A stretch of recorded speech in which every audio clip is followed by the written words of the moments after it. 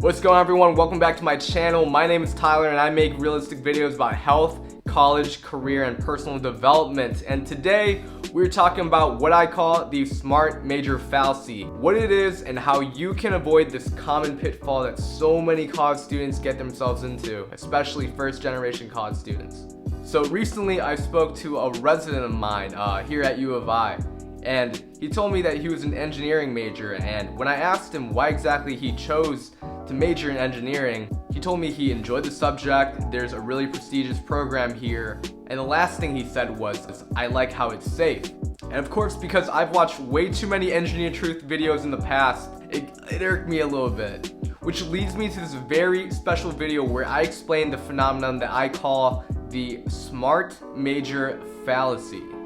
Now, there's nothing inherently wrong with majoring in engineering. The problem is that many people, especially first generation college students, end up majoring in engineering for really the wrong reason. And my goal with this video is ultimately to make you a more informed customer while in college. And yes, I did say a customer rather than a student at university, because ask yourself, you're shelving a lot of money into university. You really should be thinking about the quality of what you're actually getting in return. So before I get into the SMART major fallacy, first I need to talk about what exactly the career field itself is actually like. So ask yourself, what's the first thing that usually comes to mind when you hear about engineering? It's safe, it pays well, it's a high level thinking industry, and when you Google median income of a blank engineer, it's usually in the 6 figures. Well then, logically speaking, it must be a good job. But hold up. The problem is with the ratio of engineering majors graduating and the actual number of engineering jobs. It's no secret that more people are going to college than ever before, and not everyone has the privilege to be in a top program. In fact, each year there are 30,000 mechanical engineering grads, while there being only 3,000 mechanical engineering jobs opening up. One job for every 10 people.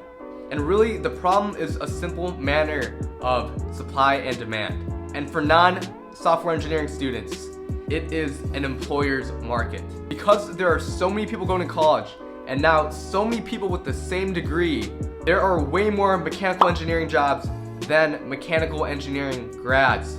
Now, I'm not saying you can't get a job if you're majoring in like mechanical engineering or the non-software engineering. In fact, if you are a U of I grad in engineering, you will more than likely get a job, especially if you apply yourself, just because of the program's prestige. But what I'm saying is this: is a job going to be exactly what you expect?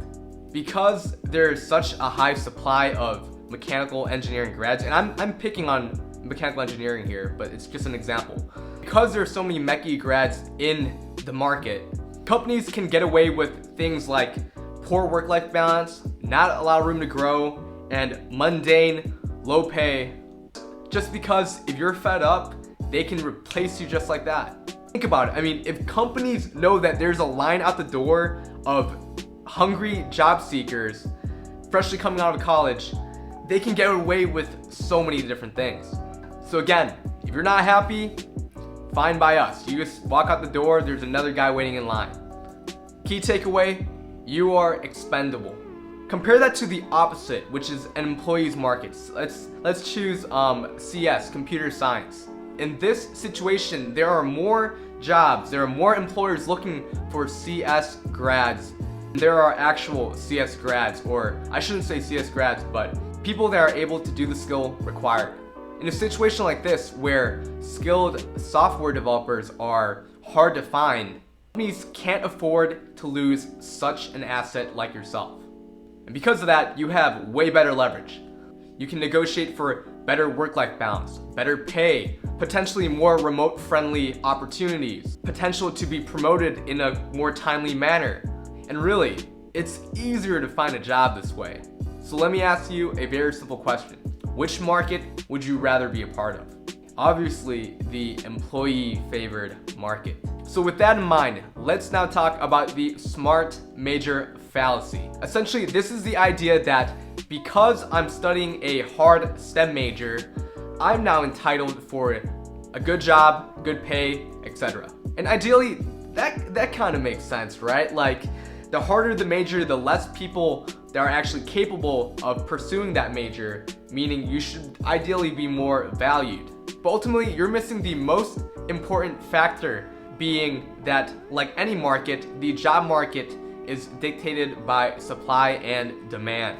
So finding a good job is all about being in a field where there are more jobs than there are people to work the jobs. Notice how that has nothing to do with how hard the actual skill is. You're an aerospace engineering major, you busted your butt in school while your marketing friends were out partying every weekend, and you guys started applying to jobs. Naturally, because you don't want to accept that all your hard work is for nothing, you develop a sense of entitlement. You know, I have to get a job because I put in all this work.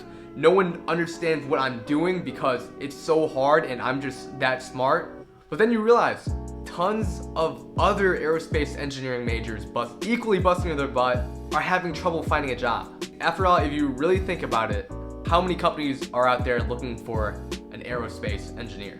Compare that to CS, where in my opinion, it is an equally challenging career field. But look at the opportunities that major leads to: web development and data science. And similarly to accounting, nearly every business out there needs a website. There's a demand for people in CS.